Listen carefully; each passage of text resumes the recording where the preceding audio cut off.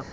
Jorge, en el bloque anterior yo un poco te pregunté, porque a veces la gente se suele rotular, ¿no? Bulimia, anorexia, es adicto, tengo 3 chicos, ¿y por qué uno es adicto? ¿Por qué cayó en esto?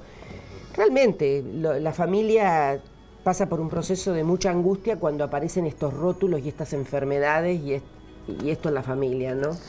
Sí, en principio la cuestión del rótulo sí me parece que podemos seguir como, si te parece bien, digo, como ir separando un poco los temas, porque en esto de que se terminó llamando, se terminó armando un conjunto de trastornos dentro del concepto de patología actual, que son estas que vos mencionabas, digo, me parece que lo único que es actual es la organización de las patologías en función de una cierta modernidad o posmodernidad que implica que un orden determinado en los asuntos de las patologías en sí mismas. Pero sin embargo, si uno se remite a la historia de las teorías de las ciencias humanas, todas esas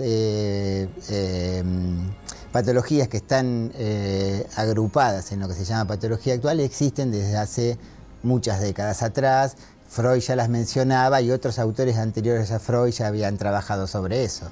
Y a mí me parece que en ese punto la conformación de la estructura social hace que esas cuestiones antiguas tomen cierta actualidad.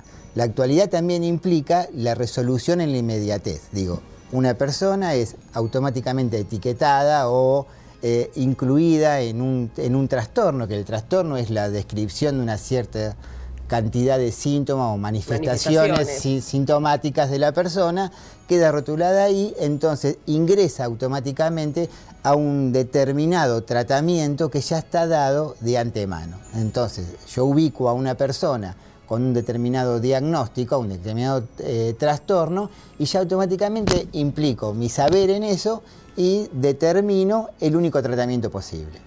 Digamos, ahí hay una cuestión que tiene que ver con la producción, con la masificación, con la necesidad del depósito de las personas que tienen dificultades en la adaptación a las normas sociales en lugares que están especializados en ese trastorno y lo que termina siendo es la agrupación de algo ya no por la persona, sino por lo que la persona manifiesta o por el síntoma que soporta, digamos.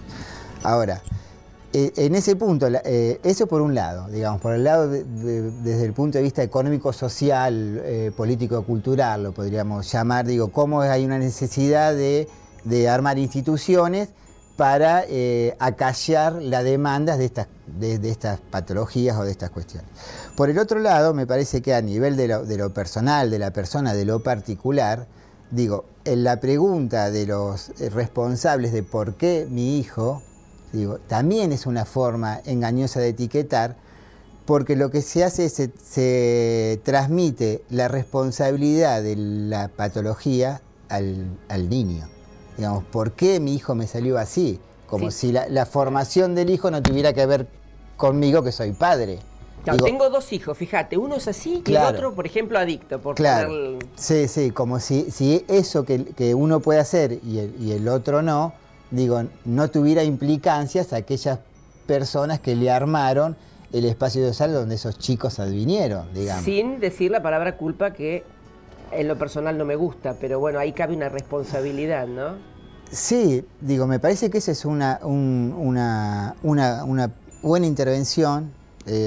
Gracias por introducirla, porque me parece que la transposición de la culpa a la responsabilidad es un paso importante, digamos. La culpa lo que hace es la manifestación, habíamos hablado anteriormente, de emociones, estas que están categorizadas como negativas, digamos, como el enojo, la impotencia, la frustración permanente, claro, la queja. Y por otro lado, la responsabilidad es que implicaría, digo, una pregunta, ya no ¿por qué me salió esta cosa de esta manera?, sino, bueno, ¿qué pasó acá? Digo, ¿cuál fue la historia que ha llevado a que esta persona, este sujeto, este hijo mío, este familiar o este amigo, lo que fuera, llega a determinadas situaciones y la pregunta siempre implica la posibilidad de varias respuestas, digamos, ¿no? No una verdad y un saber